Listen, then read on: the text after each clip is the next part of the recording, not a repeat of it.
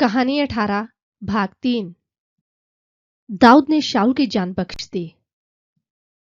फिर फिलिस्तियों से युद्ध करने के बाद जब शाऊल वापस लौटकर आया, तब किसी ने उसे सूचना दी कि दाऊद एन गदी के जंगल में छिपा हुआ है। ये सुनते ही शाऊल ने इजरायली सेना में से 3000 सबसे बेहतरीन सिपाहियों को अपने साथ लिया और जंगली बकरों की चट्टानों में दाऊद की खोज करनी शुरू कर दी। और खोज करते हुए जब रास्ते में वे भेड़शालाओं के पास पहुंचे, तब वहां पर एक गुफा थी। शाऊल उस गुफा के अंदर शौच करने के लिए चला गया, मगर उस गुफा के अंदर ही दाऊद और उसके साथी कोनों में छिपे हुए बैठे थे।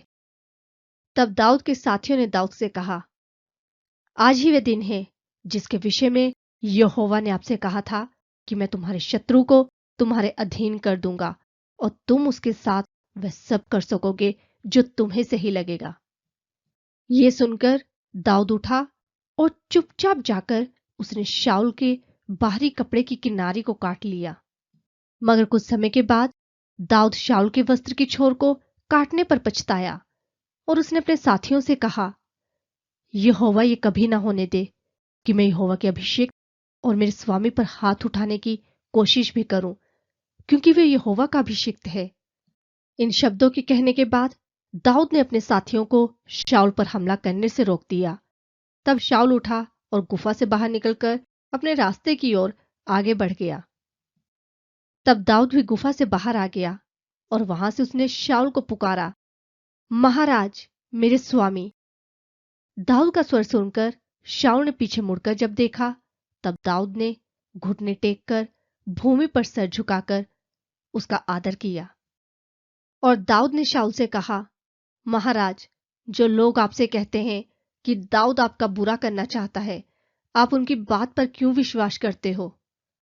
आप स्वयं ही देखिए, आज गुफा में यहोवा ने आपको मेरे हाथों में सौंप दिया था और मेरे कुछ साथियों ने मुझसे यह भी कहा कि मैं आपकी हत्या कर दूं, मगर मैंने ऐसा नहीं किया, बल्कि मैंने विचार किया कि मैं अपने स्वामी पर कभी हाथ ना उठाऊंगा, क्योंकि आप यहोवा के अभिषिक्त हैं। मेरे स्वामी, ये देखिए, मेरे हाथ में आपके कपड़े की छोर का ये टुकड़ा है जिसे मैंने काट लिया था, मगर मैंने आप पर हमला ना किया। इसीलिए अब आपका ये समझ लेना ही सही होगा कि मेरे मन में आपके लिए कोई बुरी योजना नहीं है और ना ही मैं आपके विरुद्ध कोई विद्रोह की कल्पना कर रहा हूं।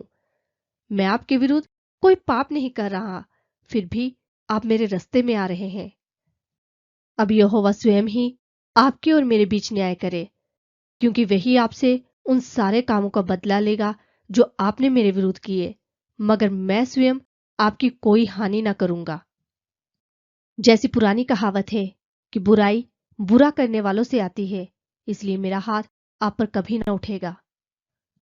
जब दाऊद शाऊल के सामने अपनी ये बातें कह चुका, तब शाऊल ने दाऊद से सवाल किया, हे मेरे बेटे दाऊद, क्या ये तुम्हारे बोल हैं? और तब शाऊल जोर जोर से रोने लगा। और शाऊल ने दाऊद से कहा, तुम मुझसे अधिक धर्मी व्यक्ति हो, क्योंकि तुमने मेरी बुराई का प्रतिफल भलाई से दिया, जबकि मैंने तुम्हारे साथ हमेशा बुरा ही करना चाहा। मुझे अब यह मालूम हो गया है कि निश्चित तुम ही राजा बनोगे और इज़राइल का राज्य तुम्हारे हाथों में स्थिर रहेगा।